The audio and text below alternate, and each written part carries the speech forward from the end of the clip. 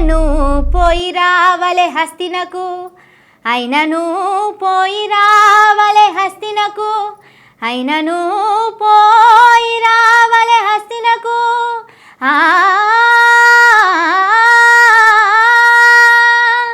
అయినను పోయి రావలే హస్తినకు. మాయల పకీరు పానం రామశిల్కలో ఉంటది, రావణాసురుని పానం కడుపులో దాపెట్టిన అమృత భాండంలో ఉంటది. అట్లనే మన కాంగ్రెస్ వాళ్ళ పానం ఢిల్లీలో ఉంటది. తుమ్మాలన్నా దగ్గాలన్నా ఢిల్లీలో పోయి పర్మిషన్ తెచ్చుకోవాలి. బీఆర్ఎస్ సర్కార్ పోయి కాంగ్రెస్ సర్కార్ వచ్చి సరిగ్గా 9 నెలలు అయిపోయి 10వ నెల నడుస్తున్నది. ఈ 9 నెలల్లో 1 కాదు 2 కాదు 20 సార్లు సీఎం సార్ ఢిల్లీకి చక్కర్లు కొట్టిండు. ఏం చేయమంటారు మేడం, ఎట్లా చేద్దామంటారు సార్? అతనా మేడం? ఠీకే మేడం, ఓకే సార్ అని ఏ నిర్ణయం తీసుకోవాలన్నా బుయ్యిన విమానం ఎక్కి ఢిల్లీ మొఖాన ఉరుకుతున్నారు సీఎం రేవంత్ వారు. ఇగో ఇవాళ ఢిల్లీకి 21వ సారి పోయిండు. ఇన్ని మాటల ఢిల్లీకి పోయి రాష్ట్రానికి ఏం తెచ్చిండో గాని ఈసారి అయితే వరద సాయం పట్టుకొస్తందుకు పోయిండని చెప్తున్నారు. మరి సంచులు తీసుకుపోయిండో లేదో గాని పైసలు గట్టిగానే పట్టుకొచ్చేటట్టున్నాడు మన రేవంత్ అన్న అని అనుకుంటున్నారు కాంగ్రెస్ తమ్ముళ్ళు. ఢిల్లీలో మోడీ సారును అమిత్ షా సార్ను కలిసి అటుకెళ్ళటే సోనియా గాంధీని రాహుల్ అన్నను కలుస్తాడట.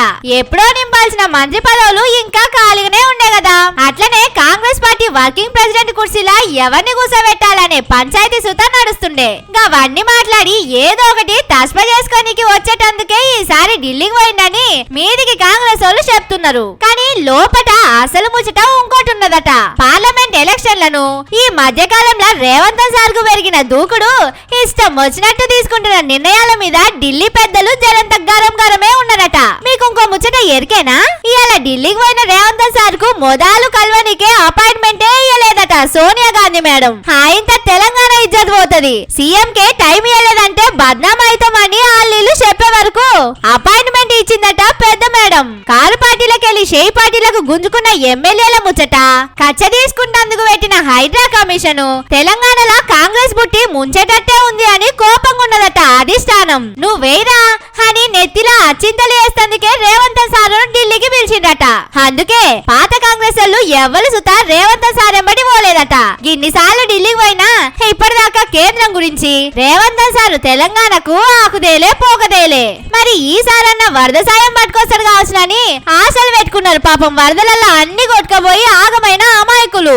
జనాల కోసం నిధులు తెస్తాడు, అలా పార్టీ పెద్దలతోటి అచ్చింతలే వేయించుకొని వస్తాడు. పాపం రేవంత్ సార్ పరిస్థితి అయినను పోయి రావాలి హస్తినకు అన్నట్టు అయిపోయిందని అంటున్నారు సోషల్ మీడియాలో.